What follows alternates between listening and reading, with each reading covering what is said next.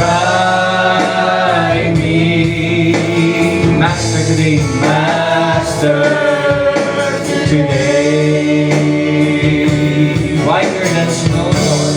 Whiter than snow, Lord. Wash me just now. Wash me just now. As in thy presence, humbly I bow. Have done your will, have done on will. Ang kalooban mo, Diyos, ang aming tinitingnan sa gabing ito. Have done on will. Wounded and weary, wounded and weary.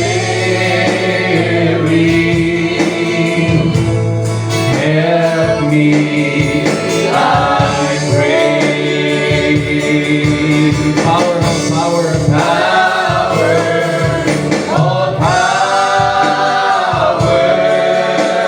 Surely is thine. Surely is thine.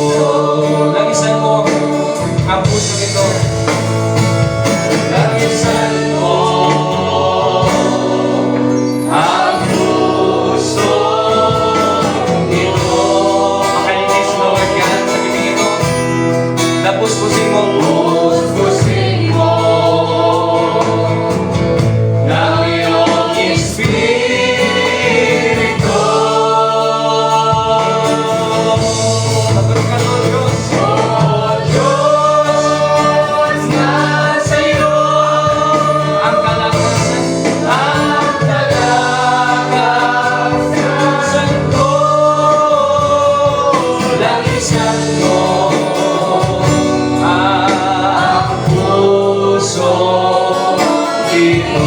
O Diyos, nasa iyo. O Diyos, nasa iyo ang kalagasan ko. Linisan mo ang puso ito. Oh, hallelujah. O Diyos na dakila sa lahat, sa pangalan ng aming Panginoong Hesus Kristo, ibinabalik namin sa iyo, Lord God, ang papuri at pasasalamat, Lord God, sa gabing ito, sa iyong kabutihan sa amin, Panginoon. Natagpuan namin muli ang aming mga sarili na nagkatipon sa dakong ito, Panginoon, upang sambahin ka. Walang ibang layunin kami, O Lord God, upang maitaas ang iyong dakilang pangalan. Bukod dito, Lord God, ay nagkatipon kami sa iyong isang layunin na magsama-sama, Lord God, sa gabi ng pananalangin, Panginoon. Napakaraming tao, Lord God, na sa mga oras na ito ay iba't ibang mga bagay ang kanilang pinaggagawatin na atupag, Panginoon. Ngunit tatagpuan namin sa ilalim ng iyong biyaya at habag ang aming mga sarili sa dakong ito, Lord Jesus, na nagkatipon sa iyong dakilang pangalan. Walang ibang lugar na mas ligtas, Panginoon, at walang ibang lugar, Panginoon, na masihigit sa iyong dakilang pangalan, Lord God, na magkatipon sa iyong dakilang pangalan, Panginoon. Dahil dito, Panginoon, ay dalangin namin na paging marapatin po kami, Panginoon, na lumapit sa iyo. Pakalinisin po Diyos sa aming puso. Pagpataon po, Panginoon, na aming mga shortcomings, maging aming pagmamalaki sa iyong harapan. Hindi namin ito itinatago, kundi kinikilala namin, Lord God, sa iyong mga paningin. Lahat ng mga bagay ay hayag, Panginoon. Walang bagay, Lord God, na natatago sa iyong mga paningin, Lord Jesus. Kinikilala namin na aming puso at nagpapakumbaba, sapagkat kung wala ang iyong Espiritu ay wala kaming magagawa sa gabi ito, Panginoon. Umaasa kami sa iyong biyaya, Lord God, Panginoon. Panginoon, dalangin namin sa gabing ito na alalahanin mo din ang mga kapatid namin na gumaganap ng ganitong uri ng gawain. Samanda ko sila naroon, huwag mo nawa silang kalilimutan, Panginoon. Maging ang mga kapatid namin na badako pa lamang sa bahay sambahan, Panginoon, ingatan mo din nawa sila, Lord God. Maging ang mga kapatid namin na nanonood sa live, sa anumang uri ng kadahilanan, ikaw na po, Lord God, ang nakakaalam ng mga bagay, O Lord. Abutin mo din po sila ng iyong mapagpalang kamay. Maging ang bawat isa na nagkatipon sa gabing ito dahil umaasa kami na ikaw ang tutugon ng aming mga dalangin, pagpalain mo din po, Panginoon. Wala kaming taong inaasahan kundi ikaw lamang, Lord God. Believing with all our heart that you will hear our prayers, Lord Jesus. May you also bless thy word, which we shall hear from thy mouth today, and may you bless each heart, Lord God, that may we be a worthy vessel of thy word and of thy blessing. We pray this, O Lord God, and we ask this in thy mighty name, the Lord Jesus Christ, we pray. Amen. Makakapo na po ang bawat isa. Purihin ang ating dakilang Diyos sa gabing ito sa kanyang kabutihan, mga kapatid, sa patuloy niyang pag-iingat sa atin na bagaman ang panahon ay patuloy na tumatakbo at nagbabago, ang Diyos ay nanatiling tapat sa ating mga kapatid. Nakita natin ang ating mga sarili muli sa dakong ito na nagkatipon dahil sa kanyang dakilang pangalan. Hindi dahil sanay na yung mga paa natin papunta sa bahay sambahan. Hindi dahil kabisado na natin. Maraming tao na alam na nila yung lugar na to, alam nila kung paano bumiyahe papunta dito. Ngunit ang Diyos ang nagbibigay ng inspirasyon para tayo ay maging kabahagi ng gabi ng pananalangin. Do you believe it with all your heart, mga kapatid? Amen. Amen. Napakaraming tao ngayon, kung makikita natin na nasa labas sila ngayon, naglalakad-lakad dyan, iba nasa mall, ngunit tayo ay sa biyaya at habag ng ating Diyos ay nandito tayo ngayon, mga kapatid. On behalf of our brothers and our sisters na hindi nakakadalo, dahil sa anumang kadahilan, marahil ay nagpapasakop sila sa mga Panginoon dito sa lupa. Yung iba ay may mga responsibilidad, ngunit alam natin na hindi sila papabayaan ng ating Diyos. Isama natin sila, patuloy natin isama sila sa panalangin na makasurvive, no? Na makaalis din sila sa ganung sistema sapagkat ang prayer meeting ay hindi napakaliit na bagay, mga kapatid. Ito ay hindi bagay na walang kabuluhan, kundi ito ay bagay na napaka-importante para sa atin bilang mga mananampalataya, believing na ang Diyos ang tumutugon ng ating mga panalangin. Kaya hindi natin ito minamaliit, mga kapatid. Ito ay binibigyan natin ng kahalagahan dahil hindi lahat ng tao ay binigyan ng ganitong pribilehiyo o oportunidad. Marami tayong mga kaibigan o mga kaklase, mga katrabaho na sayang, hindi nila alam. It's a revelation na ang ating Diyos ang nagbigay sa atin ng bagay nito, mga kapatid. Amen. At ayan, ngayon ay December 10 na, magtatapos ng taon, ilang araw na lang, at salamat sa Diyos na patuloy na tayong inalagaan, mga kapatid. Meron man tayong mga mga testimony o mga mag-aali ng awit ay bibigyan po natin ng pagkakataon mamaya. Ngunit ngayon ay awit muna tayo ng isang masayang awit para mabuhay naman ang ating mga tugo. Awitin natin ng nagsasabing, Hold to God's unchanging hand. Number 160 ng ating mga solo. Isa natin sa chorus.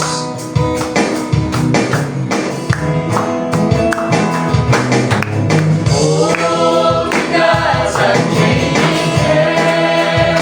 Thank the Lord. Hold to God's unchanging hand. Build your hopes on things eternal. Hold to God's unchanging hand. Time is filled with sweet transition. Nor overthan who can stand. Build your hopes on things eternal. Hold to God's unchanging hand. Hold to God's unchanging hand. Hold to God's unchanging hand. Build your hopes on things eternal. Hold to God's unchanging hand. Trust in Him. Trust in Him who will not leave you whatsoever years may bring. If my earthly friends forsake, still more closely to Him cling. Hold to God's unchanging hand.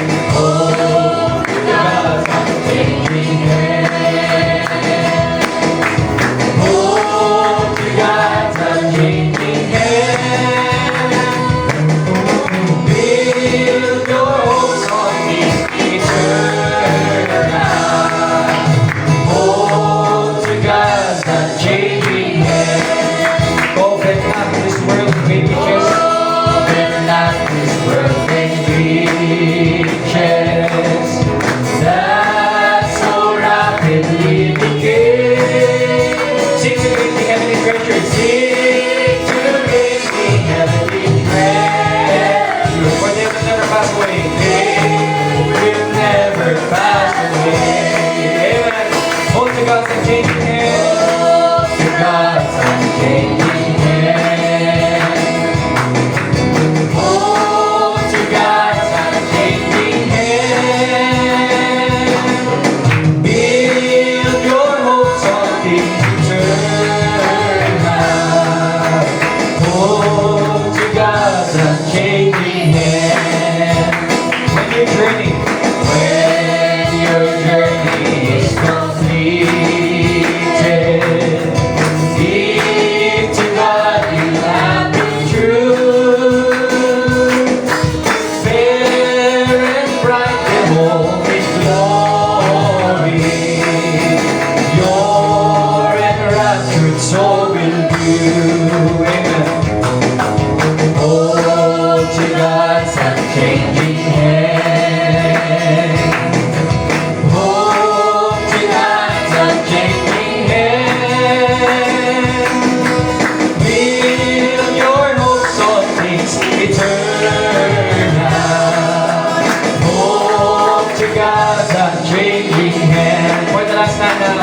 God's unchanging hand. Holy God's unchanging hand. Holy God's unchanging hand. Build your hopes on things eternal. Holy God's unchanging hand. Amen.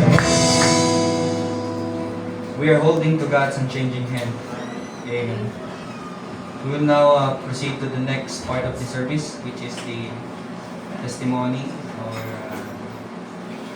ang pag-aalay ng awit. Binibigyan ko po ng pagkakataon kung meron sa inyo mga kapatid.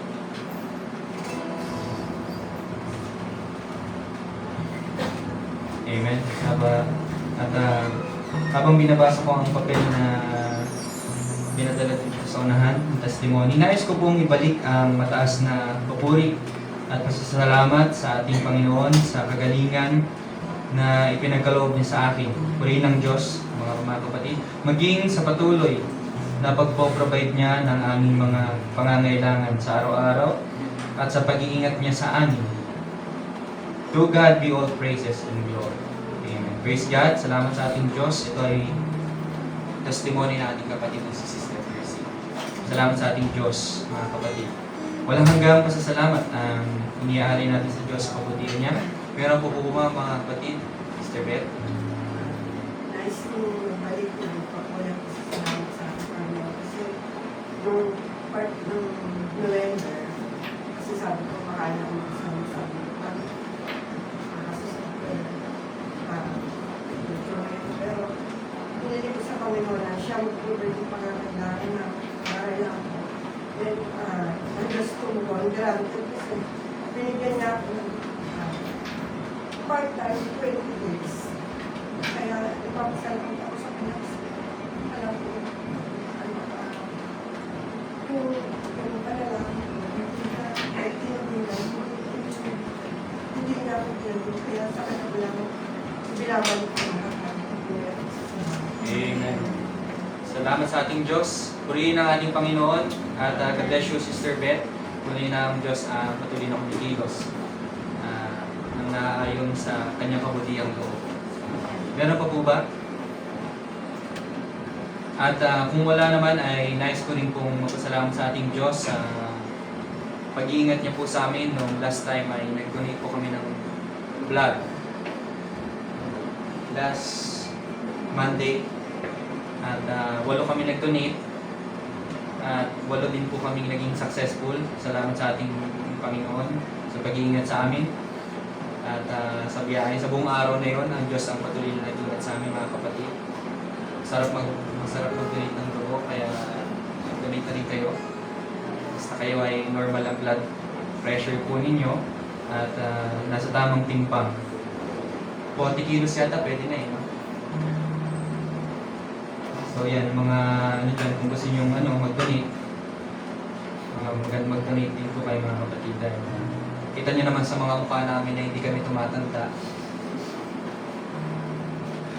Si Brother Ryan, tingnan nyo, hindi siya tumatanda. Ang mukha, pero ang edad, yun na. Dumadagdag. Maging kanina, nilakad ko po yung aking laptop na nasira. Sabi ko sa Panginoon, Lord, ikaw po ang magkabay sa akin at naging maayos ang lahat mga kapatid. Kala ko masisira na yung laptop ko. Mahal pa naman dahil ginagamit ko rin sa pagtuturo. Kaya sabi ko kanina sa panalangin, Lord, ikaw na bahala. At ina-acknowledge kita na ikaw ang gagabay sa lahat ng lakad ko. Kaya kanina, umayos siya. At naging okay na yung laptop ko. Kaya purihin pa rin natin Panginoon sa mga maliliit na mga bagay na yun. Maging yung pinapanalangin ko na magkatrabaho yung papa ko. Gulat na lang ako bigla siya nagkaroon ng extra ng trabaho. Kaya ang Diyos pa rin ang pinasasalamatan ko dahil yung pinanalangin ko ay tinugon niya. So nagkatrabaho si papa. Dahil kawawa naman dahil walang trabaho ay mahirap. Kaya salamat sa Diyos sa bagay na yun. Malaki talaga ang nagagawa ng panalangin ng isang mananampalataya, maging sa trabaho na hindi niya ako pinababayaan, mga kapatid. Maging sa iba pang mga bagay ng Diyos ang patuloy na nagpo-provide. Kaya sa Diyos ko binabalik ang lahat ng papuri ko sa salamat. Amen. At kung wala naman ay tayo po idadako na sa pinaka-ugat na bahagi ng ating gawain, ang pakikinig ng salita ng ating Panginoon. Inaanyahan ko na pong bawat salita ito ngayon. Habang naghahanda ang ating mga ngaral, purihin muli natin ang ating Diyos.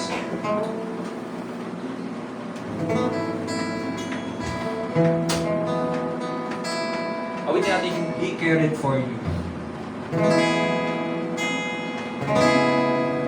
Yes, Lord.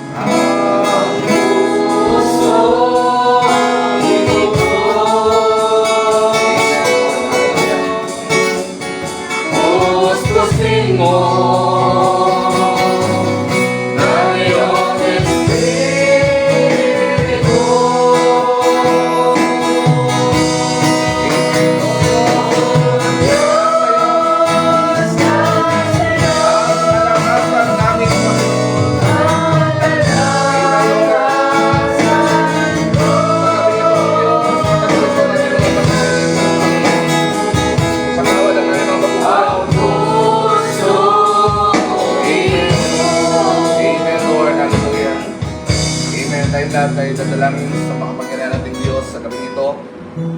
Makalangit naming Ama, sa pangalan ng aming Panginoong Kristo, naparito kami dahil sa iyong pangalan upang sambahin ka namin sa Espiritu at katotohanan, Panginoon. Hindi po kami naparito dahil sa aming mga sarili, hindi po kami naparito dahil sa aming mga kapatiran, Panginoon. Hindi kami naparito dahil, O Diyos, para magpaibabaw sa iyo, kundi naparito kami, Panginoon, upang handang magpatama at mag-correct sa iyong pangalan, Panginoon. Diyos, pagpatawad mo ang mga kulang, pagpatawad mo ang kakapusan namin na nagawa sa iyong harapan, O Diyos. At maging marapatin mo ang bawat dahil sa amin sa gabing ito na dumulog sa iyo mamaya sa pamamagitan ng pananalangin upang, Lord, ilagak sa iyo ang aming mga pangangailangan sapagkat alam namin sa gabing ito, O Diyos, na Ikaw ang Diyos na dumirinig ng aming dalangin at nagkakaloob nito sa iyong sakdal na kalooban, Panginoon. Alalahanin mo ang aming hindi gawain nito, O Diyos. Pagpalain mo mula sa simula hanggang sa pagtatapos. Ngayon din naman, pagpalain mo bawat kapatid ko na naparito dahil sa iyong pangalan.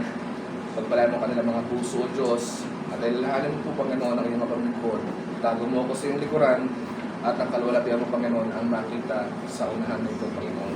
Ang lahat pong ito, O Diyos, mga kapatid namin na nagtitipon, saan man sila dapat naroon, ikaw din po, O Diyos, ang magpala sa kanila, Panginoon.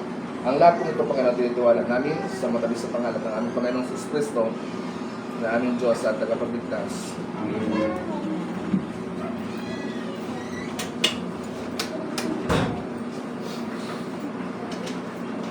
Bago po tayo umupo ay basahin natin ang salita ng Diyos.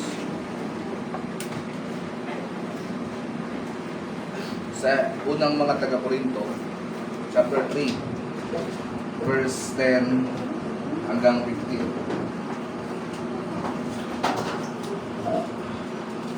Sabi niya po rito, mga kapatid, ayon sa biyaya ng Diyos na ibinigay sa akin na tulad sa matalinong tagapagtayo ay inilagay ko ang pinagsasaligan at iba ang nagtayo sa ibabaw nito. Ngunit ingatan ng bawat tao kung paano ang pagtatayo niya sa ibabaw nito, sapagkat sino man ay hindi makapaglalagay ng ibang pinagsasaligan kung hindi ang nailagay na. Amen?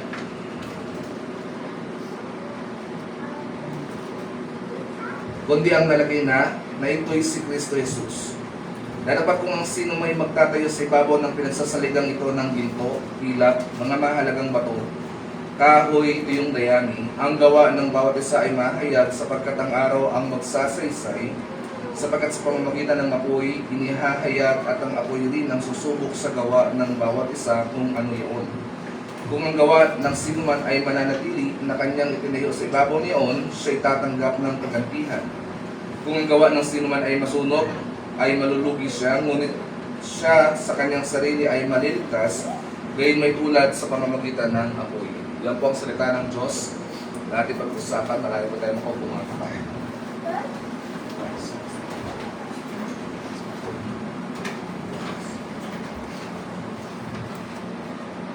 Isang magandang gabi po sa pangalan ng ating Panginoon sa gabing ito, mga kapatid.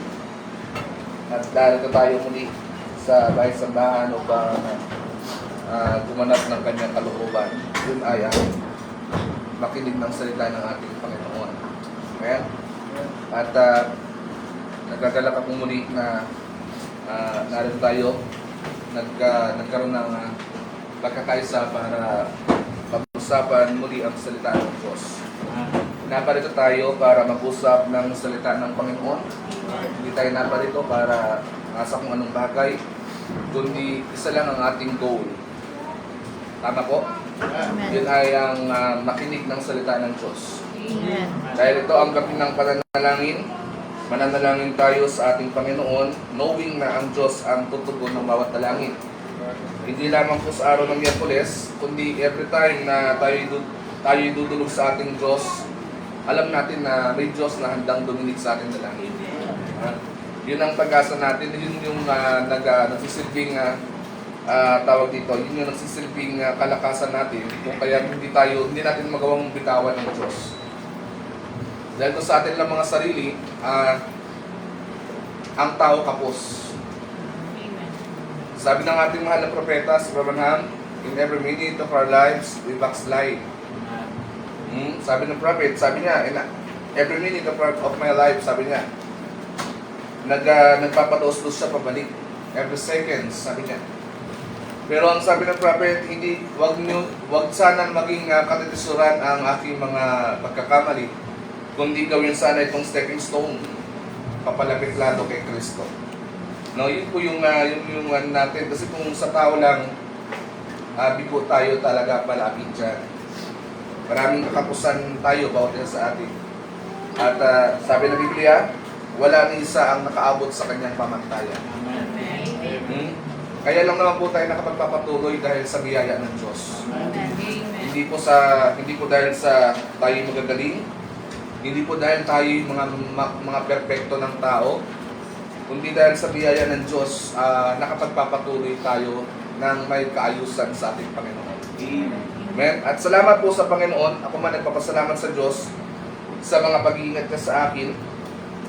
At nais kong ibalik sa Diyos ang papurihan sa gabi nito dahil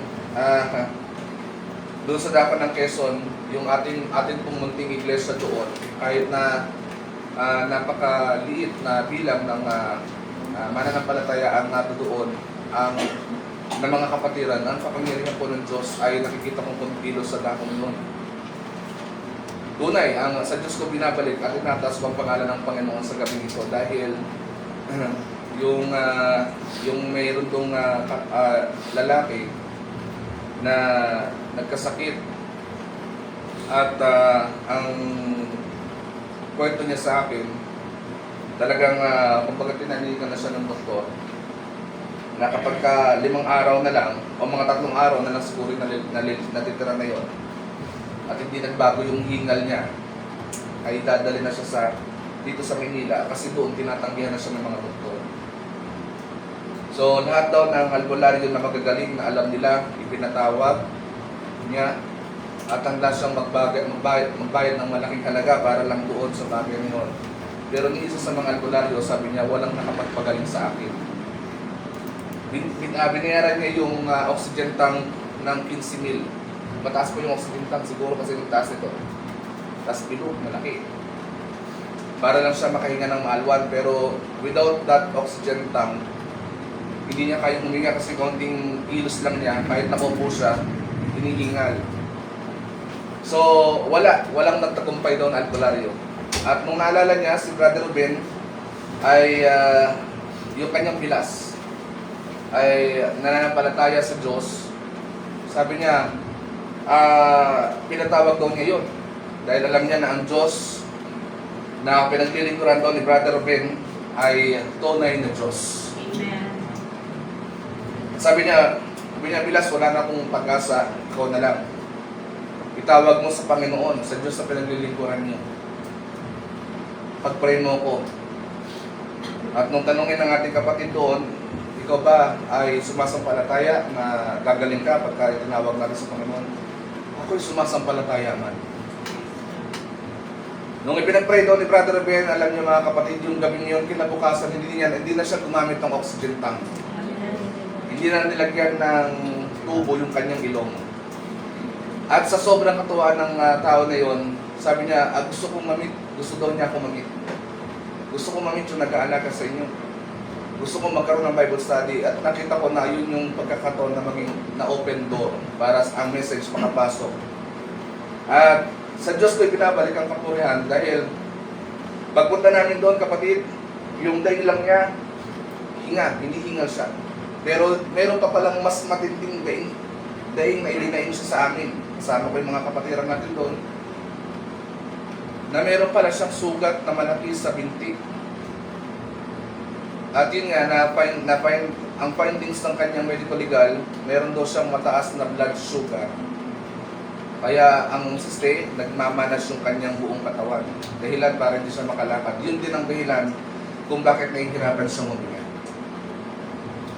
Sabi niya yung hinga niya, okay na. Pero sabi niya sa akin, Pastor, baka pwede pag-pray mo ko dahil ako naman ay gumaling ako nung pinag-pray ako ni Brother ni Ruben, ni Bilas, ni Agi, sabi niya gano'n. Kaya pag-pray mo ako. Nung pinag-pray ko namin mga kapatid, nung Sabado na yun, pinatawag ako dahil hindi ko alam, unexpectedly, na ganun pala yung plano nila doon. wala man lang nagpaabot sa akin na may ganung tanong usap sila doon, na ipapatawag ako pagdating. Wala akong alam, wala akong idea. Kaya nung patuloy ko ng Sabado at Mano, doon pa lang din nalaman, magkagabi na. So sabi ko, kung kailangan yan, sige punta natin for the sake of God's name. Para maluwalhati siya.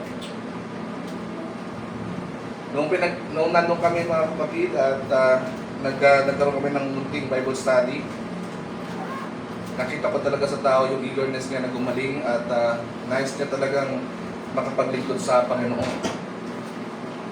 At sabi ko sa kanya, pag pinagaling ka ng Diyos at inilapit natin ang karamdaman mo, ano naman ang kaya mong ibalik sa Panginoon? Sabi niya, maglilingkod na ako. Marami ako nakaramdam na ganyan tao, pero hindi ko naman sa tinutuldukan yung pagkakataon na yun. Pero hindi natin alam. Tama?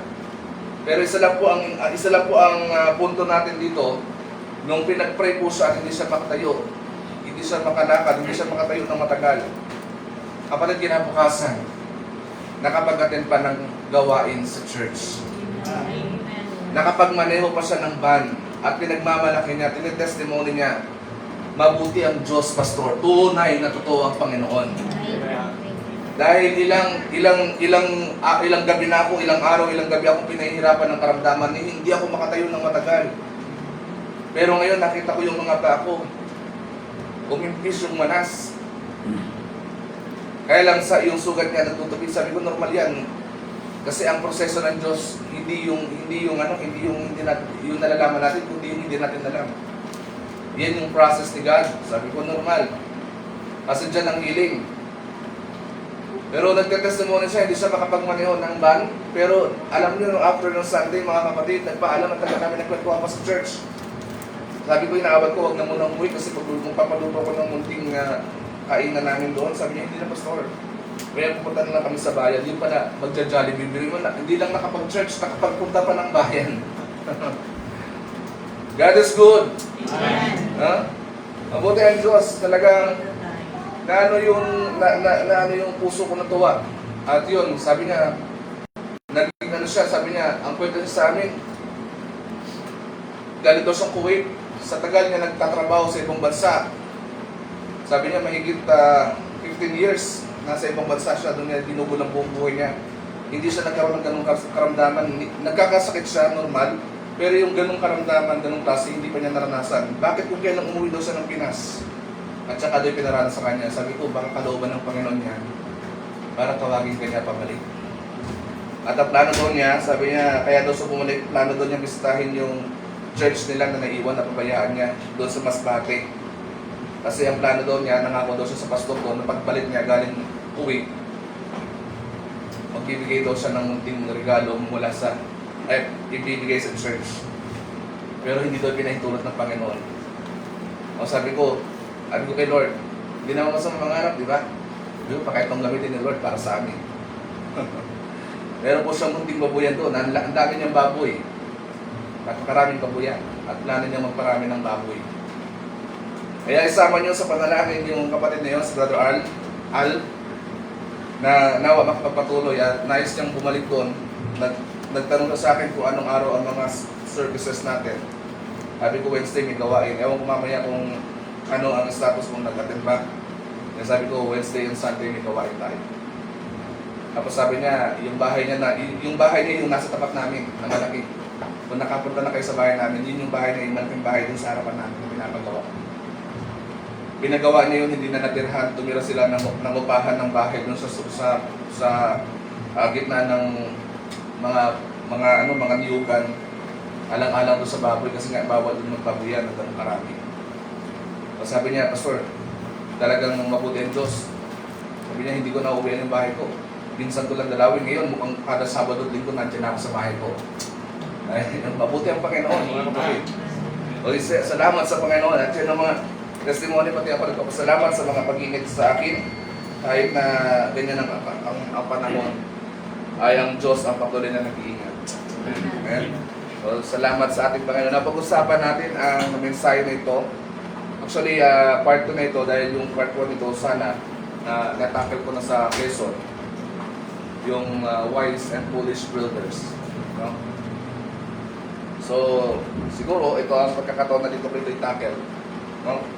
Pero tingnan natin kung ano ang kalooban ng ating Panginoon. Yan, yung pamagat na yan, a wise master builder.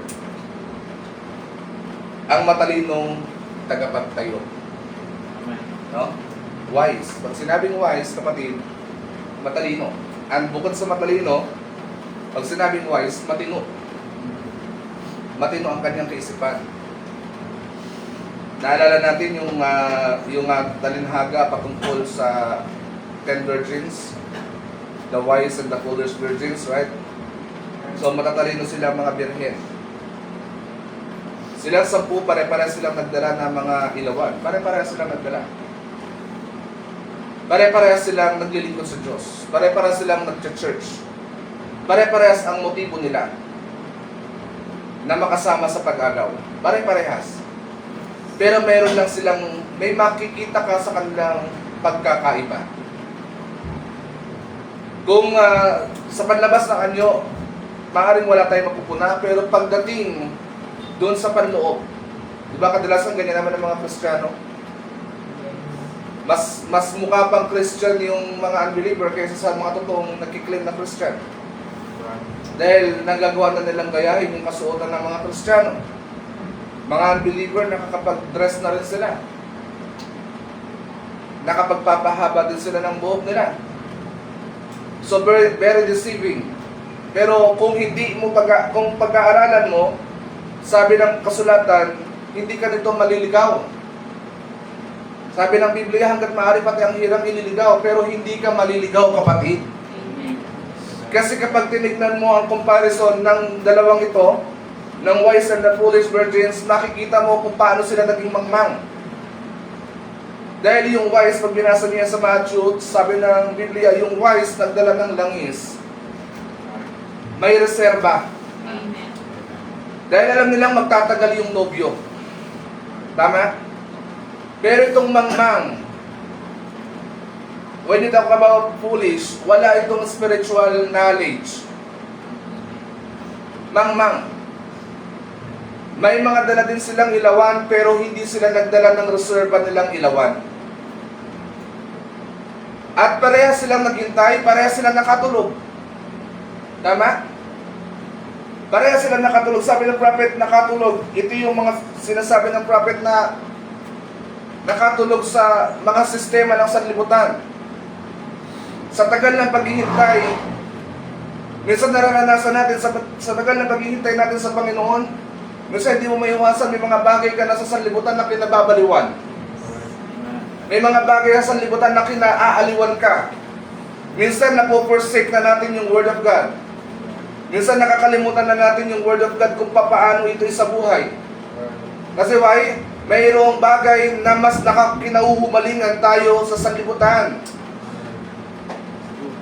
Aminin man natin sa hindi, pero we're all guilty of that. I myself, totoo mga kapatid, nakakatulog tayo sa sistema. Sa paghihintay natin sa Panginoon, kung kailan darating, hindi natin minsan nakakalimutan natin na malapit na ang panahon. Minsan nakakalimutan natin na ang pagbabalik ng Diyos, nandiyan na yung mga signs and wonders pinapakita na ng Panginoon. Pero may mga Kristiyano na nakakatulog doon sa lalabay ni Satan. Kagaya sa kagabi nito, kahit hindi namin katabi mo, tulog na. Nakakapikit na siya sa lalabay na Satan. Ano? Nakakapikit na. Pero, doon sa talinhaga, both of them, sabi ng Biblia, they are slept. Natulog, mahimbing.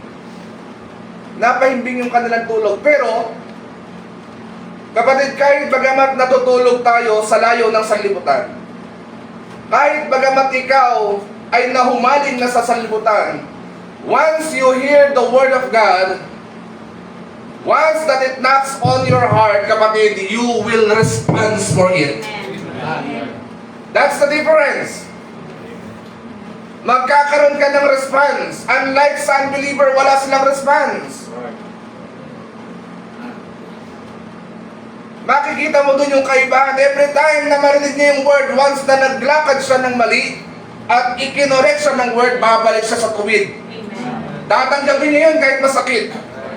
Tatanggapin niya yun kahit na mukhang hindi ka tanggap-tanggap yun ang sasabi. Why? Yun yung kapag kakakilanlan ng isang Kristiyano.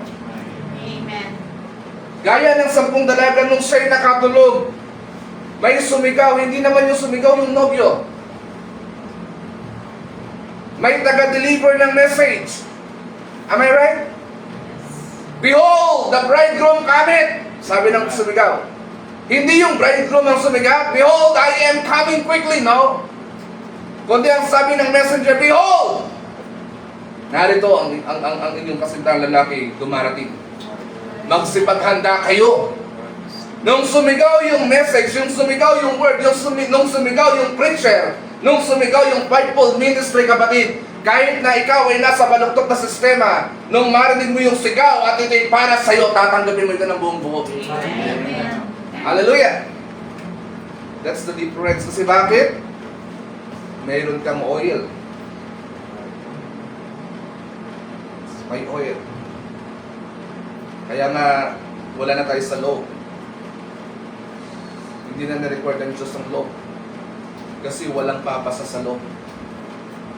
Ibinigay niyo yung mercy and grace. Amen. Dahil alam niyang walang papasa, walang magkatagumpay kapag pinairal ang batas. Marami lang siyang papatayin. Amen. Kaya nabubuhay tayo ngayon sa biyaya. Amen. Na kahit gaano natin kasama, kapatid, kahit gaano kasama ang ginagawa natin, kapag nabuhay ka sa biyaya ng Panginoon and let God move in your life, kapatid, mapipilit ka na lumakad sa daan ng matuwid. Amen. Pilitan ka. Kahit na minsan pumapasok na yung doubt, yung hindi mo pagsampalataya sa Diyos, dahil yung alam mo, yung karamdaman mo, parang napaka-imposible na eh. Kasi minsan kapos tayo mag-isip. Pero kahit na minsan pumapasok yung doubt, pag narinig mo yung words of faith, narinig mo yung salita ng evangelista, what is the evangelist? He has the words of faith. Bumabalik, nagkakaroon ng revival, tama? Bumabalik yung revival natin. Bakit? Oo nga pala, naalala natin, mayroon nga palang Diyos na nagpapagaling ng maraming karamdaman. Kahit gaano kayo posible pagagalingin ng Panginoon. Even the cancer. Kahit na yung sakit na yun, ang sabi yun nga yung tinetestimony ko, sabi niya, wala nang doktor na tumatanggap sa akin dahil ang daming nakitang sakit sa katawan ko na wala naman akong dating sakit na gano'n. Sabi ko, ibinigay yan ng Diyos to glorify and to honor His name. Amen. Kasi yun ang gusto ng Panginoon, yung niluluwalhati niya ang kanyang pangalan. Now, dito naman sa pinag-uusapan, wise master builder, ang nagsalita nito ay si Paul.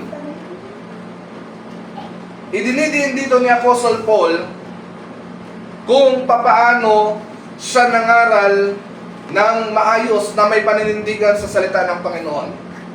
At tinuturo niya sa mga mananampalataya sa iglesia ng Corinto kung paano ang pagtitiwala sa Panginoon. Sabi niya po rito, basahin po natin muli sa verse 10. Ayon sa biyaya ng Diyos na ibinigay sa akin. See? Biyaya ng Diyos.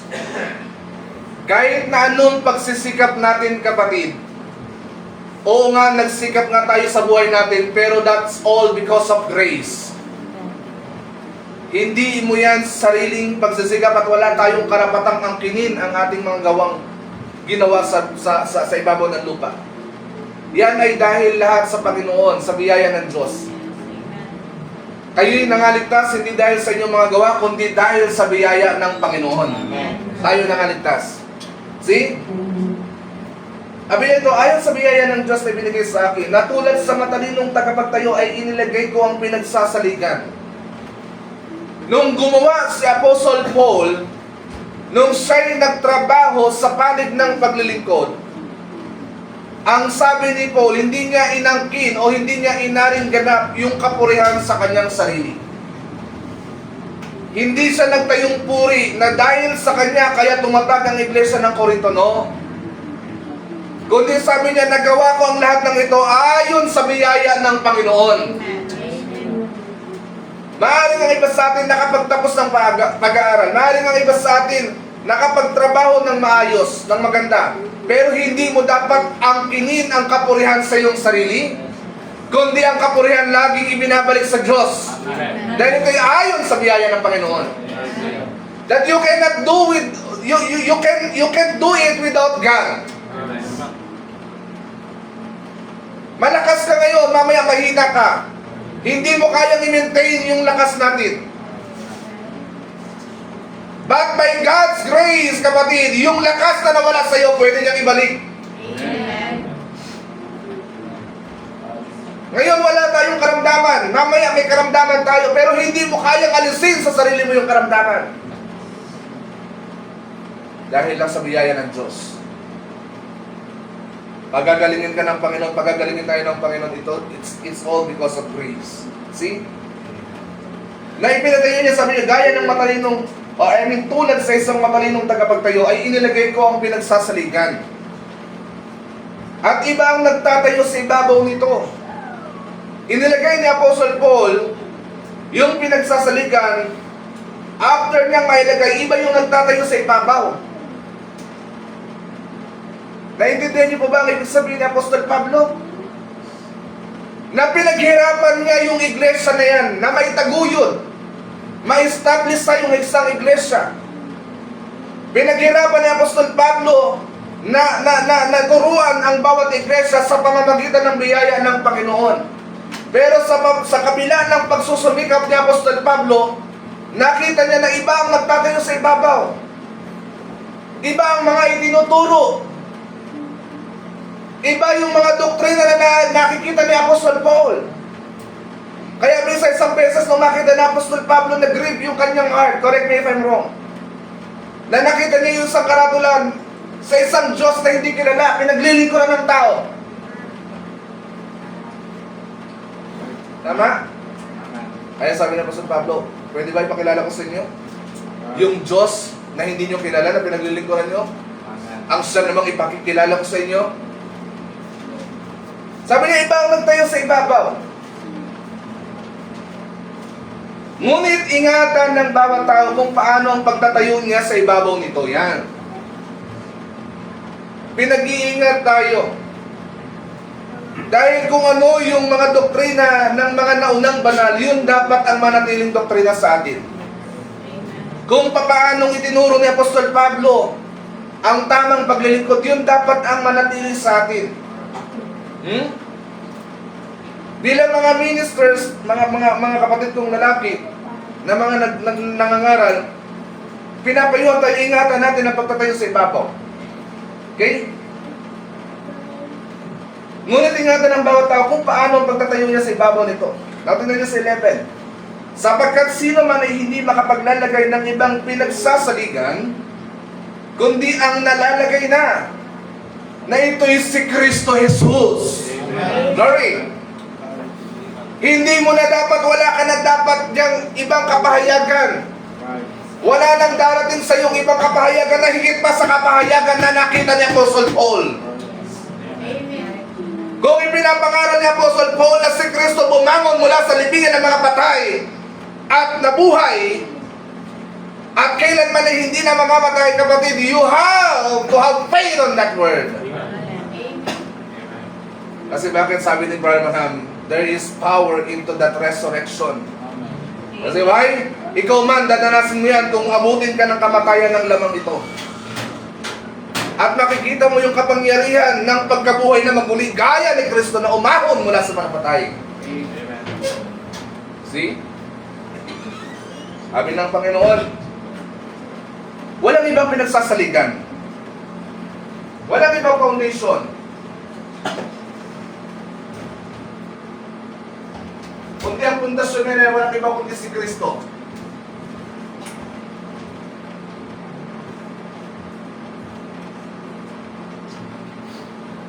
See? Datapwat kung ang sino may magtatayo sa ibabaw ng pinagsasaligang ito ng ginto, pilak, nangamahalagang bato, kahoy, tiyong dayami, ang gawa ng bawat isa ay mahayag sapagkat ang araw ang magsasaysay, sapagkat sa pamamagitan ng apoy inihahayag at ang apoy rin ang susubok sa gawa ng bawat isa kung ano yaon. Kung ang gawa ng sino man ay mananatili na kanyang itinayo sa ibabaw niyon ay tatanggap ng kagantihan, kung ang gawa ng sino man ay masunog, ay malulugi siya, ngunit siya sa kanyang sarili ay maliligtas, gayon may tulad sa pamamagitan ng apoy. Natingnan niyo mga kapatid.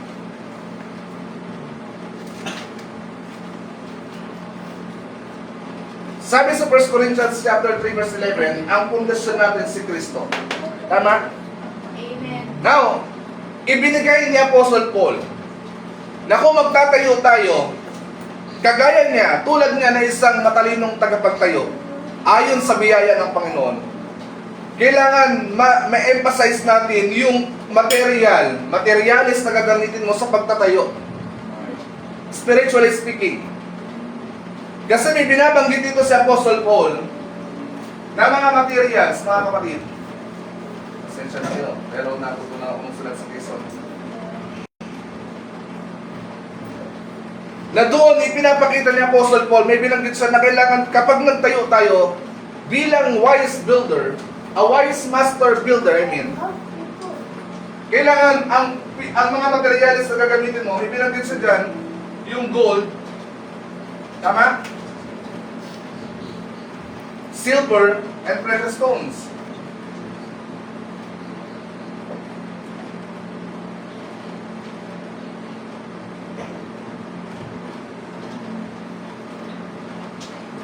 Na dyan sa mga bagay na yan, okay, ito yung nagsisimbolo sa mga mabubuting gawa. Okay? At doon sa spiritual works that last.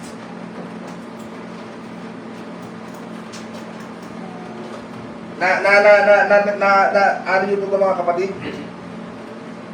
Sa kabilang banda, may mga nagtayo naman na yung tinayo niya, kasi ito sabi ni Apostle Paul, enduring, nananatili ito.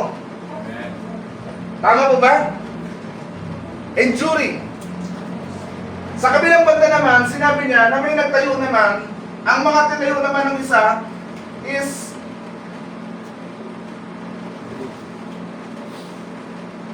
ano yung nagwawakas ng tawag? Perishable. Ayun, so, thank you.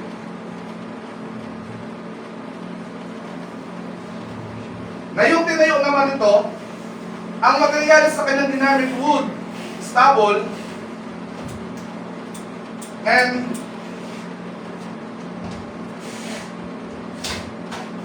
ano sabi sa Bible?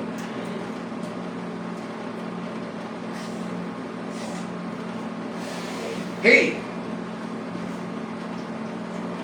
Tama po? Na itong mga ito nagsisimbolo, sabi ni Apostle Paul,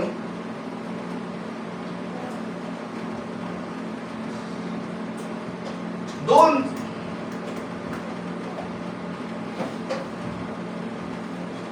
nagre-represent, doon sa represents works that won't stand in God's testing. Hindi pala ito nakakatayo. Kapag ito ang ginawa mong materyales, kapatid, o kapag ito ang ginawa mong materyales. Kasi bakit? Pansinin nyo sa kasunod na talata kung anong sinasabi ni Apostle Paul. Sabi niya rito, sa verse 11, sapagkat sino man ay hindi makapaglalagay ng ibang pinagsasaligan, kundi ang nalalagay na ito'y si Kristo Jesus.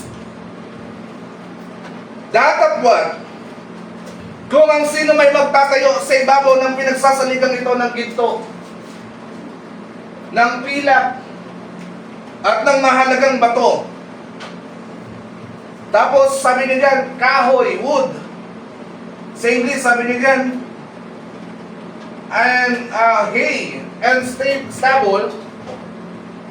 Sa kasunod na talata, sabi ng ating ni Apostle Paul, ang gawa ng bawat isa ay mahahayag. You see that? Mahahayag ang gawa ng bawat isa. Bakit? Sapagkat ang araw ang magsasaysay, hindi pala ikaw, hindi pala ako, ni ang sino man sa atin, hindi pala ikaw ang magsasabi niyan. Let's say for example, hindi pala ako ang magsasabing ako isang Kristiyano. Hindi pala ikaw ang magsasabing Kristiyano ka. Kundi ang nakakakita sa iyo ang magsasabing ikaw ay tunay na Kristiyano. Amen. Okay? Maaari sabihin natin, oo, Kristiyano ako. Pero mahahayag ito sa pamamagitan kung ano nasabi ng kasulatan, by their fruits ye shall know them. Amen. Makikilala niyo sila sa kanilang mga bunga. At sabi ng Apostle Paul, sa verse 13, ang mga gawa ng bawat isa ay mahahayag sapagkat ang araw ang magsasaysay, sapagkat sa pamamagitan ng apoy, now listen very carefully, may tinutukoy na fire. Ito ang susubok, kapatid. Naintindihan po natin? Ito ang susubok sa pamamagitan ng apoy, susubukin ang mga materyales na ginamit natin sa pagtatayo. Gaya ni Apostle Paul as a wise master builder. May apoy na tutubok, and who is that consuming fire? It is God Himself, kapatid. Amen. He is a consuming fire, hindi namamatay. Diba? Sabi niyan, susubukin ito ng apoy. Kapag ang apoy na ito ay sumubok doon sa gold, ang araw ang magsasaysay. Sinubok ang gold, ang silver, ang precious stone, sabi ni Apostle Paul. Kung ang gawa ng sino man ay manatili. Nakikita nyo? Kung ang gawa ng sino man ay manatili na kanyang itinayo sa ibabaw niyaon, siya'y tatanggap ng kagantihan. Amen. Glory, hallelujah. Tatanggap siya ng reward. Kung ay ang tinayo mo at ang ginamit mo sa pagtatayo ng materyales ng isang bilang isang wise master builder, ang ginamit mo mga materyales ay itong mga ito, at sinubok ito ng apoy at nanatili. Hindi na parang, kundi nanatili hanggang wakas. Ang ginto kapag sinulog mo ng apoy, mananatiling ginto. Amen. Ang silver kapag sinulog mo, matutunaw lang, yet silver pa rin. Ang precious stone, kahit anong gawin mong sunog, hindi yan mabubura. Hindi mapaparan. Precious stone, lilitaw at lilitaw. Di ba ang ginto, kapag sinunog mo, lalong lumalabas ang pagkaginto? Tama ba ba? Ang silver, kapag katinunaw mo, lalo siyang nagiging matibay. Ang araw ang magsasaysay niyan, sabi ng Biblia. Ang gawa ng bawat isa ay mahahayag sapagkat ang araw ang magsasaysay, sapagkat sa pamamagitan ng apoy, inihahayag. Ang apoy ang maghahayag sa atin. That was God. Ang Diyos ang maghahayag sa atin kung ikaw ba'y karapat-dapat ng subukin. Kung ang pananampalataya o ba karapat-dapat ng subukin. Kaya ang gagawin ng Panginoon, bibigyan kanya ng isang karamdaman. At doon masusubok sa pamamagitan ng apoy kung paano maglalagaw-lab ang iyong pananampalataya sa Diyos. Kung paano ka magkukumahog na manindigan at humawak sa kanyang dakilang pangalan. Glory! Hallelujah! Ang apoy ang susubok. Sabi ni Apostle Paul, sa pamamagitan ng apoy niyahayag at ang apoy rin ang susubok sa gawa ng bawat isa kung ano yaon. Kung, sabi sa 14, kung ang gawa ng sino man ay manatili na kanyang itinayo sa ibabaw niyon, siya'y tatanggap ng kagantihan. Kung ang gawa ng sino man ay masunog, what is this? Perishable. Napaparang. Nawawala ang apoy kapag sinunog, ang kahoy kapag sinunog mo, kapatid. Wala ka nang makikitang bakas ng pagkakahoy niya. Tama mo ba? Mananatili na siyang abo. Ang hay kapag sinunog mo, wala na. Napaparang, perishable. Kapag dito ka nagtayo, kapatid, ang sabi ni Apostle Paul, kung ang gawa ng sino man ay masunog, ay malulugi siya. Kaya kinakailangan yung pinakapundasyon na pinag-uusapan natin. As a wise master builder, kailangan ang tatayuan mo ay si Kristo, kapatid. Manatili kay Kristo. Ano man ang maging bahagi ng buhay mo, ikaw man ay mabingit sa kamatayan, ikaw man ay magkaroon ng maraming karamdaman, ikaw man ay pahirapan at inaalihan ng maraming mga demonyo, manatili sa pangalan ng Panginoon. Yan ang pundasyon mo, yan ang pag-asa natin, kapatid. Hindi dahil magagaling kayo, magagaling na tayo, I mean. Hindi dahil mga nakapagtapos ang iba sa atin, hindi dahil magaganda ang trabaho at mga negosyo natin, kundi mayroon tayong pinagsasaligan ng lahat ng ito, kapatid. Mayroon tayong pinagkakatiwalaan kung kaya't ang ating buhay ay nilalagap natin kay Kristo. May ang buhay natin. Ang pundasyon natin ay walang iba kundi ang Diyos nito na ating sinasampalatayanan. Sabi niya, masusunog kapag dito ka nagtayo. Yun yung mga materials na ginamit, sabi niya, Apostle Paul. Kung ang sino man nagawa ay masunog, ay malulugi siya, ngunit siya sa kanyang sarili maliligtas, gayon may tulad sa pamamagitan ng apoy. Nakita niyo? Napakaganda ng mga materials na kailangan as a wise master builder. Sabi ni Apostle Paul, gaya ko, ayon sa biyaya ng Diyos na ibinigay sa akin na tulad ng isang matalinong tagapagtayo, sabi ni Apostle Paul, na itinayo po ang pinagsasalikan. Sino ang itinayo niya? Si Kristo, kapatid. Nangaral siya ng walang takot. Ipinangaral niya ang ebanghelyo na nindigan siya sa salita ng Diyos, na hindi niya kinokompromiso ang salita ng Panginoon. Na ayon sa pinagsasalikan, sabi ni Pablo, ngunit iba ang magtatayo sa ibabaw nito. Pero tayo na gusto nating magtayo, ingatan natin, kapatid. Kasi bakit? May kailangan, may mga requirement, may mga required materials na kailangan mong gamitin. Dahil ito, kapag ito ang ginamit natin, enduring, mananatili ito. Ang ginto, kapag sinunog natin, hindi ito mapaparang, mananatiling ginto ang ginto. At lalabas pa lalo ang pagkaginto nito. Ang silver, ang precious stone, ganun din. Ano yun? Yun yung mga mabubuting gawa. Spiritual works that last. May mga trinabaho tayo sa ating mga sarili. Ang sabi ng Biblia, trabahuhin mo ang sarili mo pagkaligtas. Ang kaligtasan natin, hindi natin makukuha kay nanay. Hindi natin makukuha sa ating mga kapatid. Ang kaligtasan mo, hindi makukuha kung kanino man. Kundi ang kaligtasan mo magmumula sa iyo na rin mismo, kapatid. Ang kaligtasan ko magmumula sa akin. At hindi ko kayo pwedeng tulungan at hindi nyo ako kayang tulungan. Pero kaya natin magpaalalahanan sa isa't isa. Tama? Kaya natin. Dahil ang sabi ng Panginoon, sabi niya kaya Pedro, kapag ka malakas ka na, kapag ka when thou art converted, strengthen thy brothers. When thou art converted. Now, yun yung sinasabi dyan ng ating mahal na Apostle Paul.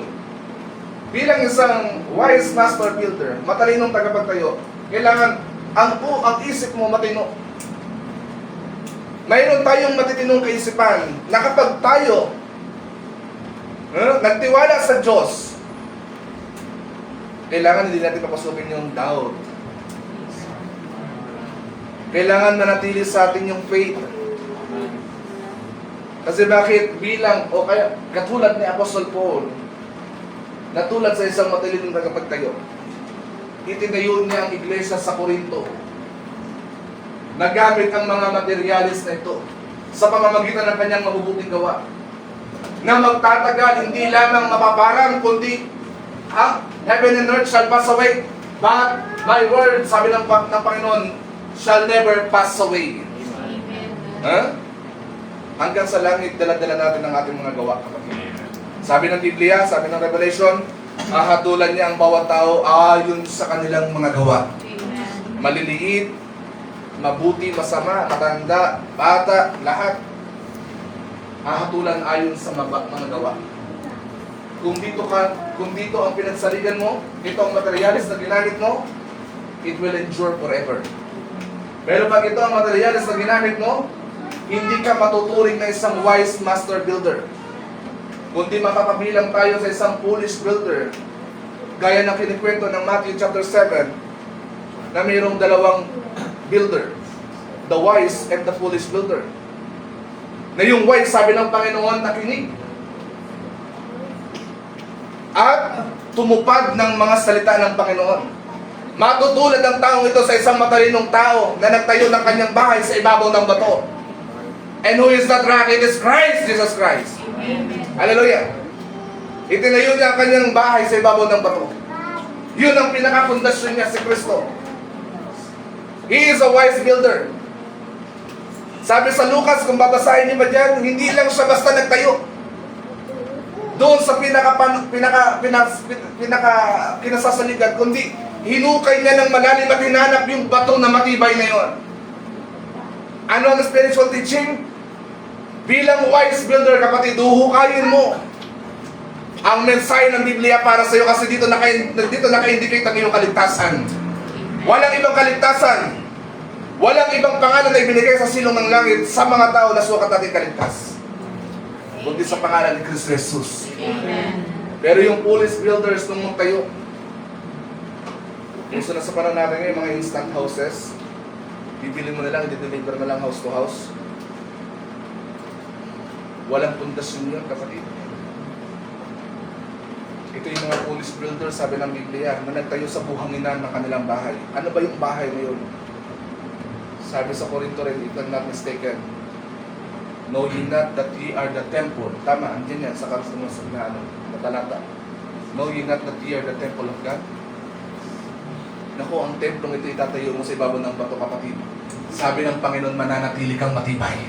Dumaan man ang bagyo, dumaan man ang mga kagutom, dumaan man ang lahat ng trahedya sa buhay nito. Kapag ikaw ay nakatayo kay Kristo, mananatili kang matibay, kapatid. Amen. Pero ang sabi ng Panginoon, itong foolish builder nung magtayo sa buhanginan, dumating ang bagyo, at kalunos-lunos ang naging kapahamakan ng taong nagtayo ng kanyang bahay sa gitna o sa ibabaw ng buhanginan. Walang pundasyon. Kagaya ni Apostle Paul, bilang wise builder, kailangan ito kamagtayo. Now, naalala ko ang kwento ni Barbenham doon sa message na to whom. Ano ba message doon? To whom shall we go? Sabi ni Barbenham, meron siyang kaibigang matalik na kasama. Namasyal sila sa New York City. At habang nag-iikot-ikot sila doon, may napansin ang ating mahal na propeta na isang mataas na building, maganda. Sabi ni Barbenham, siguro mga 50 to 60 stories building. Napakaganda. At totoo ng mga ang propeta. At sa pagkamangha ng propeta, napansin ng kaibigan niya. At sabi ng prophet, napakaganda ng building nito. Sumagot yung kaibigan niya. Alam mo ba kung magkano ang nagastos sa building niya? Sabi ng prophet, sige, magkano kaya yan? Sabi ng kaibigan niya, higit sa milyon. Basta milyon ang usapan niya. Sabi, ganun kaganda ng building ngayon. Pero sabi ng kaibigan ng prophet, ng ating mahal na propeta, sabi ng kaibigan niya, pero alam mo ba na sa kabila ng paggastos ng ganung kalaki dyan sa building na yan, walang may gustong tumira. Sabi ng prophet, bakit gano'n? Anong ibig sabihin? Hindi ko paliwanag mo, hindi ko maintindihan. Sabi ng kaibigan ng prophet, alam mo kasi napakaganda. Simula nung ginagawa yan, hinahanga ng mga tao. Pero nung malapit ng matapos, at nung matapos na, ang laki ng kalugihan ng may-ari. Bakit? Walang may gustong lumipat sa bahay, sa building na yan. Bakit? Maganda man ang panlabas na anyo. Ang gaganda ng materialis na ikinabit sa building. Mga mamahalin man kung tingnan, kaya umabot doon sa ganung halaga. Pero yung pundasyon, soap, rock, malalambot na bato.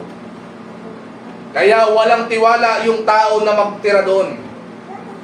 Kasi wala silang assurance na ligtas sila sa building. At ganun din daw sa pananampalataya, sabi ni Branham. Naisip niya, ganun din sa pananampalataya.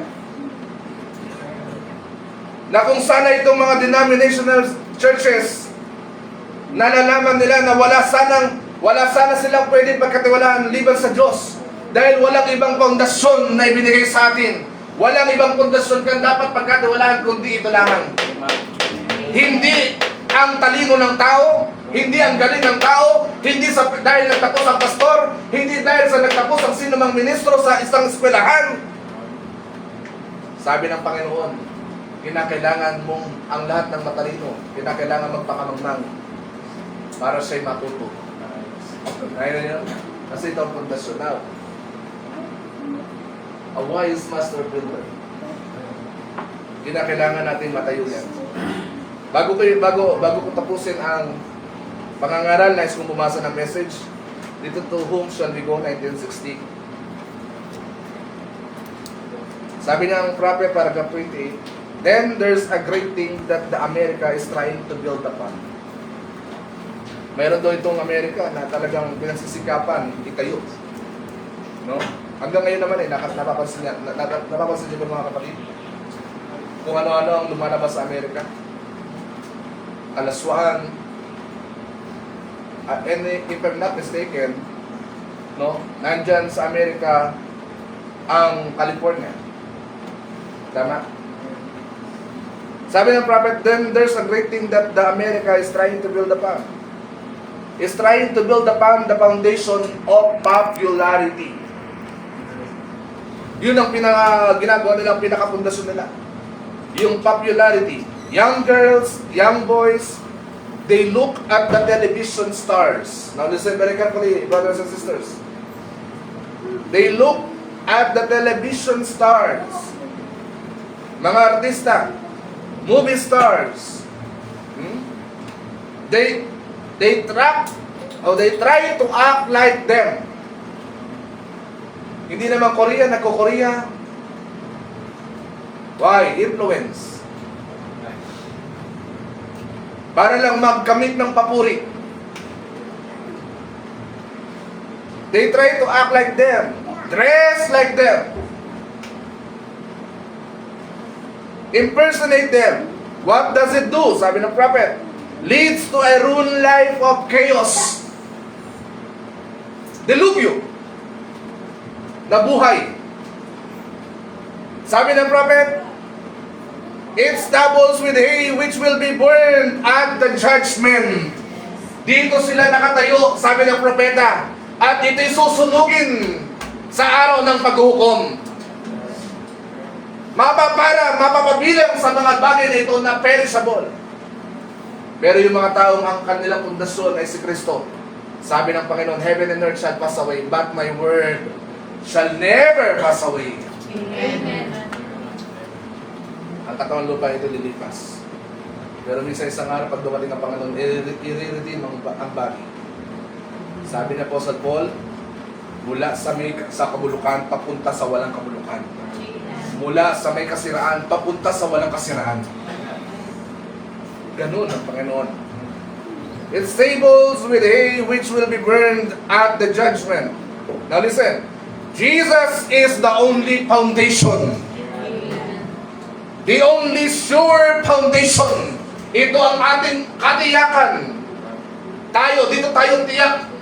Ito ang katiyakan ng iyong pundasyon. Ito ang katiyakan ng ating pundasyon. The only sure foundation. That's the reason we should come to Him.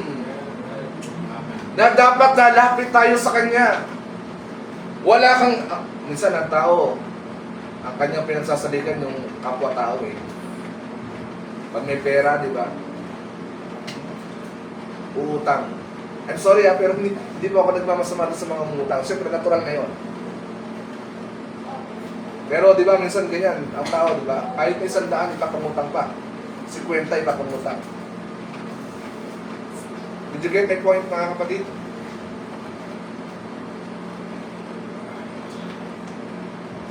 Di naman kapatid na utang, ipapautang pa. Pamigay mo na lang. 100 lang naman eh.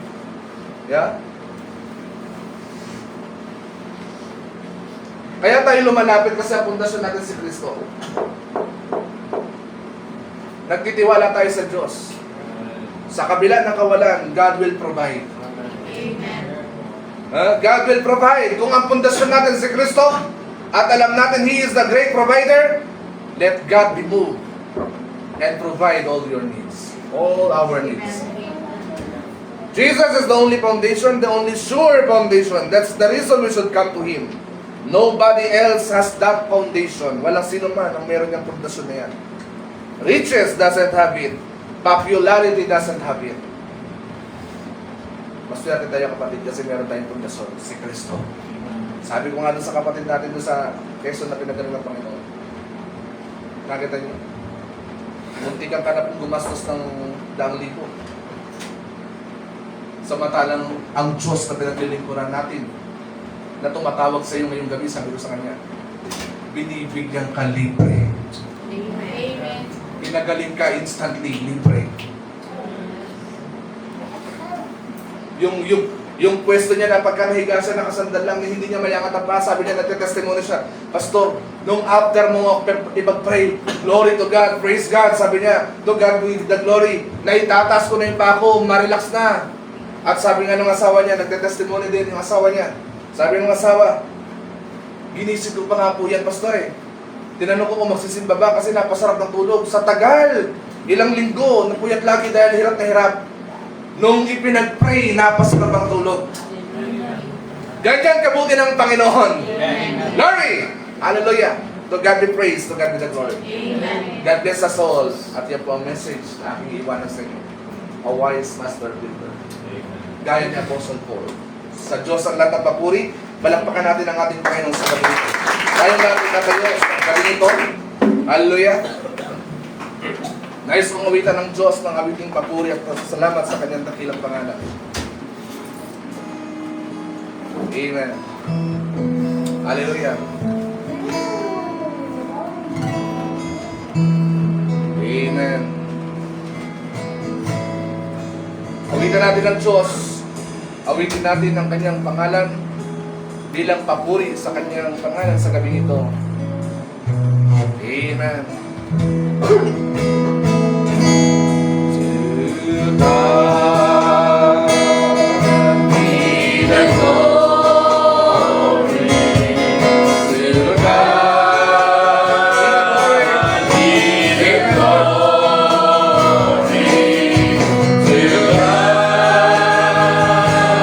be the glory for the things He has done.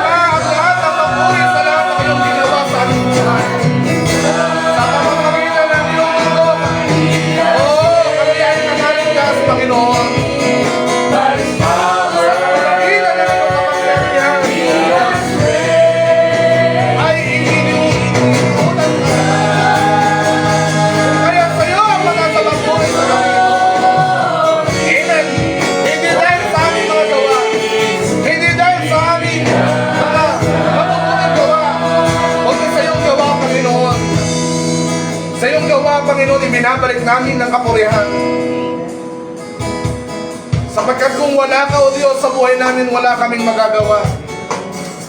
Ang kapangyarihan na ito na ipinagkaloob mo sa amin, ikaw ang nagsabi, Panginoon, ang sino mang sumampalataya, ang mga gawa na aking ginawa ay higit pa ang gagawin kaysa rito. O Diyos, yan ay dahil sa iyong biyaya. Ang sabi ng iyong lingkod na si Apostol Pablo, ayon sa biyaya na ibinigay sa kanya ng Panginoon. Gaya o tulad ng isang matalinong tagapagtayo, inilagay ko ang pinagsasaligan at walang iba yun kundi ang ikaw, Panginoon. Tulungan mo ang bawat niya sa amin, O Diyos, na mailagay ka namin na pinakapundasyon sa aming puso, Panginoon. Pagkaminsan, Lord, nakagagawa kami ng hindi nararapat sa iyo. Pagkaminsan, Panginoon, ang mga puso namin, O Diyos, ay madaling mabigo. Dapat, Lord, isa lang po ang aming hiling at isa lang po ang aming dalangin sa iyo.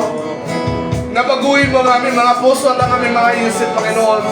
Pagkat kung mananatili kami sa ganitong kalagayan, O Diyos, mawawalang kabuluhan ang aming mga pagpapagal sa ibabaw ng lupa. Tulungan mo po ang bawat isa sa amin, Panginoon, na makapagtayo ng isang pinagsasalig sa ibabaw na pinagsasaligan na ito, ng ginto, ng pilak at ng mahalagang bato, Panginoon. Oh, hallelujah!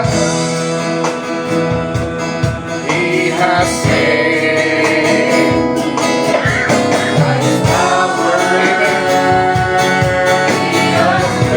By the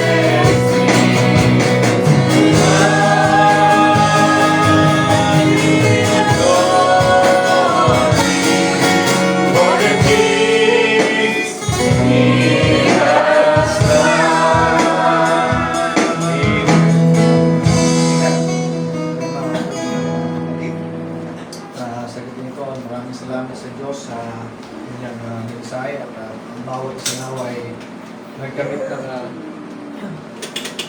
pagpapala galing sa ating Panginoon. No, yun ang ating purpose dito sa ibabaw ng lupa. Walang iba kundi ang maglingkod at magpuri sa ating Panginoon. No? Kasi yun ang pinaka-purpose natin, sabi ng ating mahal na propeta. Salamat sa Diyos sa kanyang mensahe. Nawa ang bawat isa sa atin ay nakapundasyon o nakatayo sa bato. Tama ba? Nakapundasyon ba tayo sa bato, mga kapatid? Sabi ng Bible sa Old Testament, ang pinakamatibay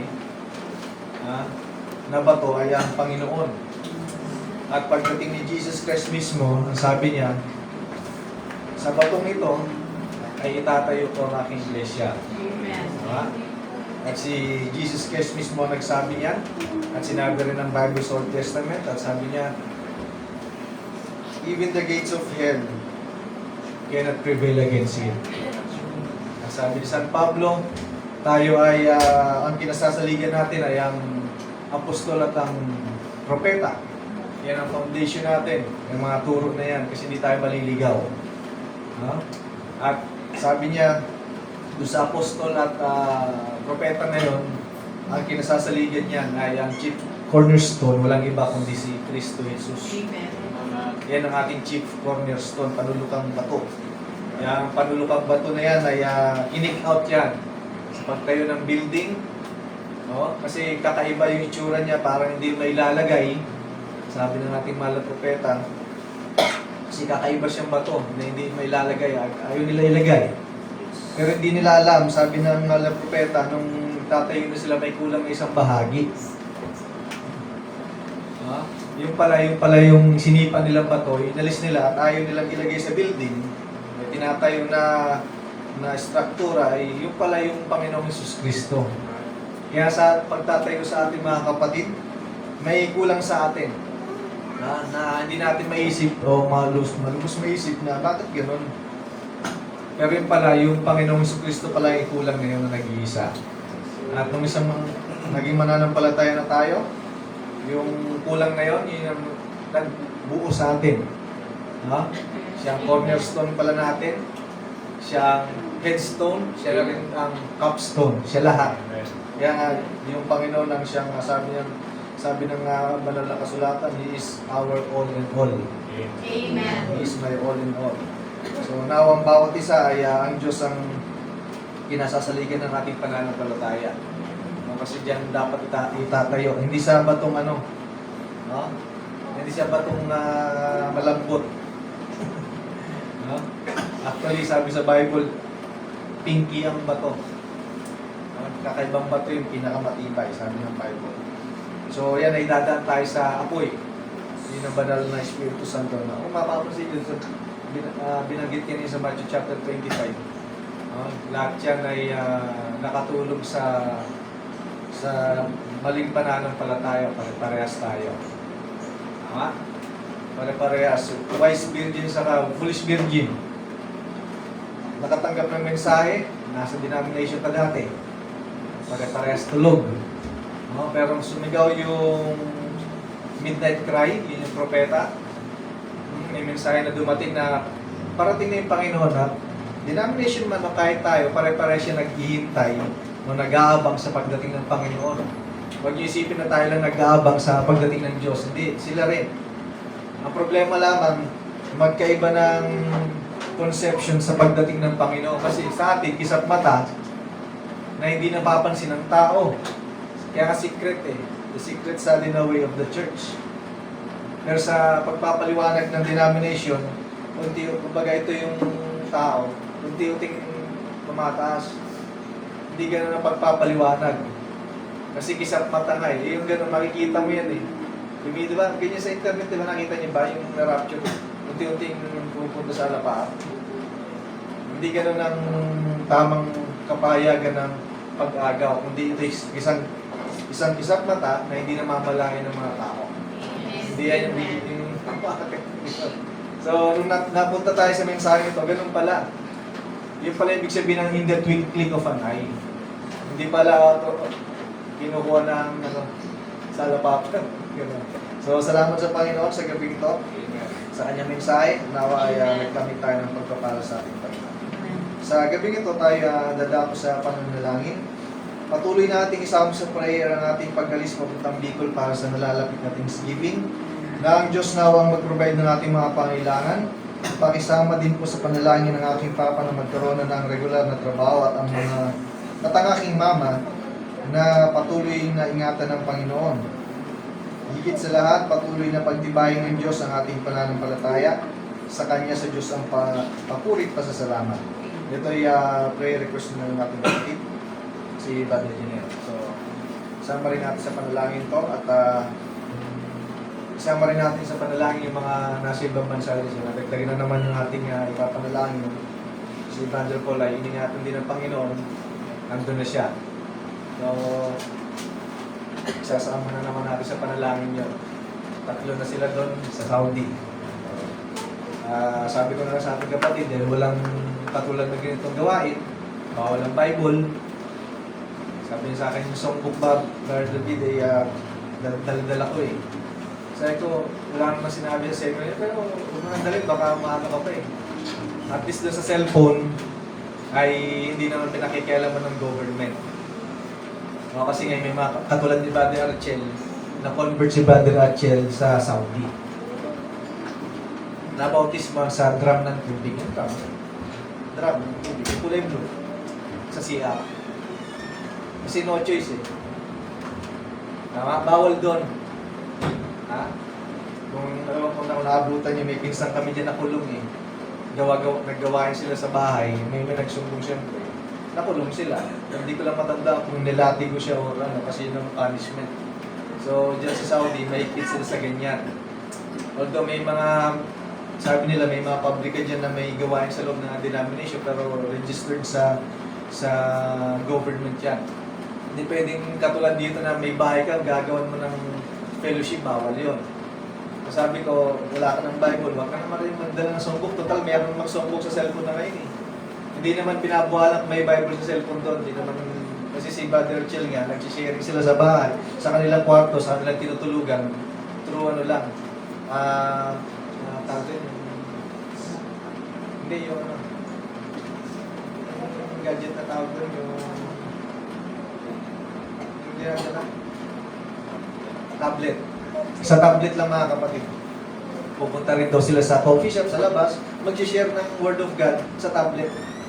Hindi Bible. So, sila tumanggap sa Panginoon, pinakita nila, nilagay nila sa Facebook. Kaya pinabura kasi nga, baka matunto ng bawal. Nakita namin, sa drum ng tubig nilubog sa siya. Lubog naman sa tubig eh. Kaya lang, hindi, tahigi ako din pang ganun.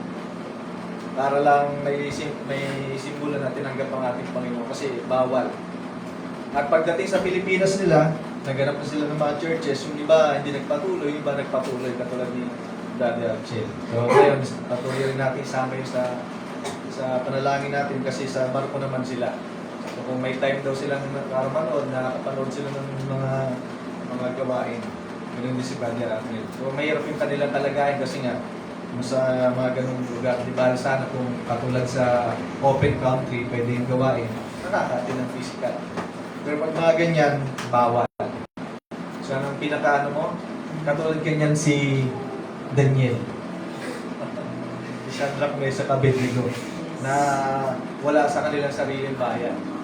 Pero dumadalangin pa rin. Hindi naman bawal dumalangin sa kwarto naman kapag nandoon. Wag lang magdadala ng Bible kasi delikado. So, sama rin natin sila sa panalangin natin. So, sa gabing ito, tayo lulod muli sa ating Panginoon at tayo dadalangin.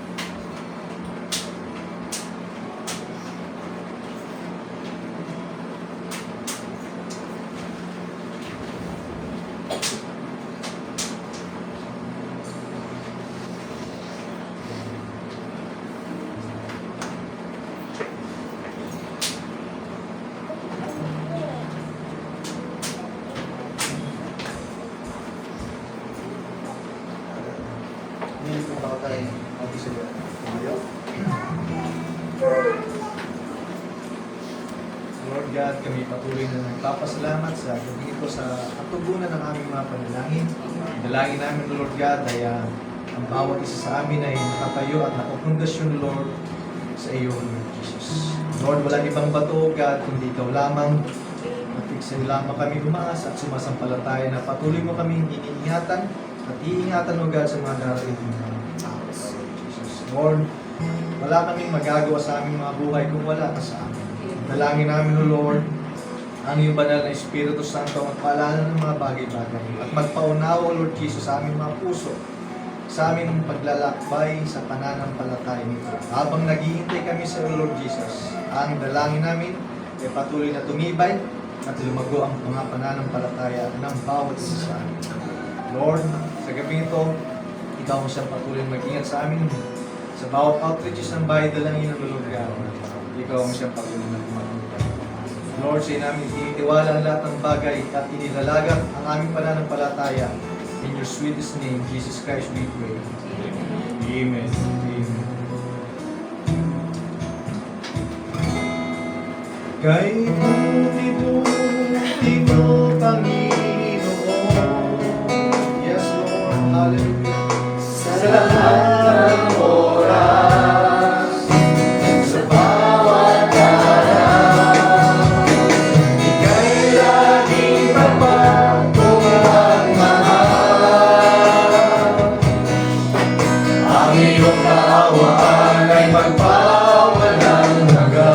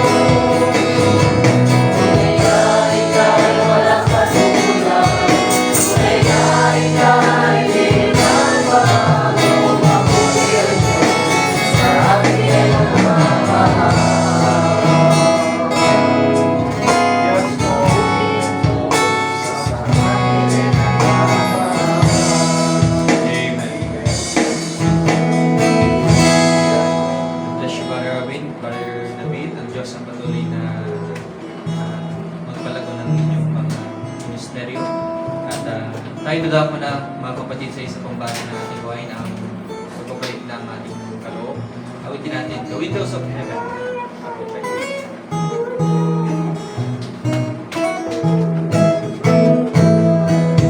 Windows of heaven are open. Blessings are falling tonight. There's joy in my heart, for Jesus makes everything right.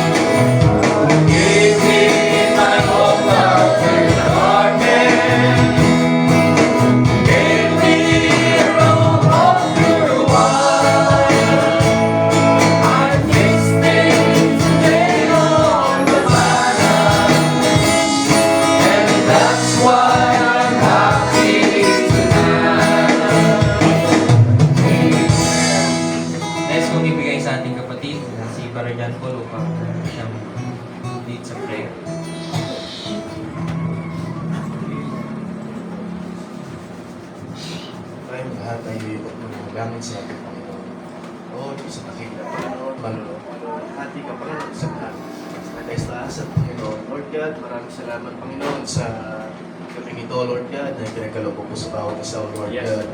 Na narito, Panginoon, aming napakinggan muli, O Lord, ang iyong mga salita, Panginoon, na muli, Panginoon, binigyan ng instruction, Panginoon, kung paano patuloy, O Lord God, na may kabuluhan, Panginoon. Lord, nawa, Panginoon, patuloy mo kaming i-guide, Panginoon, sa mga bagay, Panginoon, sa mga desisyon na aming pagdesisyon, Panginoon. Lord God, ikaw maging sentro, Panginoon, na hindi, Panginoon, ang kalooban namin na masunod. Lord God, ang kalooban mo, Panginoon, ang patuloy na masunod, Panginoon. Sa tuwing kami malilis, Panginoon, na landas, Panginoon, dalangin ko, Lord God, dalangin namin, Panginoon, na ibalik mo kami sa tamang landas, Panginoon, patungo sa iyo, Lord God. Maraming salamat sa gabing ito, Panginoon. Pinagkakatiwala ako, Panginoon. Pinagkakatiwala namin, Panginoon. Bawat isa, Panginoon, nakinig, Panginoon, ng iyong salita, O Lord God, na ito'y magbunga, Panginoon, sa aming mga pananampalataya, Panginoon. At Lord God, isubukan mo ang bawat isa, Panginoon, sa iyong pagbabalik, Panginoon, na may pananampalataya sa iyo, O Lord God. Panginoon, pagpalain mo ang bawat tumayo, Panginoon, mula sa ito ng Panginoon na, Panginoon, sa naghayag ng salita, Panginoon, sa piling, O Lord God, sa bawat isang narito, O Lord God. Lord, sa aming pagsamantalang pag-iwalay, ikaw rin naman siyang mag-ingat sa aming Panginoon. Hindi, no Lord, dalangin namin, Panginoon, ang mga kaloob na ito, Lord, na pinagkaloob ng bawat isang Panginoon. Ito ay, Panginoon, magamit sa tama, Panginoon, magamit para sa kaluluwalhati mo, Panginoon. Maraming salamat, Panginoon, sa gabi dito, Panginoon. Sa iyo ang lahat na kapalit, salamat sa aking pangalan ng aming Panginoong Jesus na aming sa Tagapagligtas. Amen. Bless you, Brother Paul. At tapos na po ang ating gawain, mga kapatid. Pagpalain ng Diyos ang bawat isa. Awitin natin habang tayo nagkakabayan at nagbabandihan sa bawat isa. Awitin namin. At all that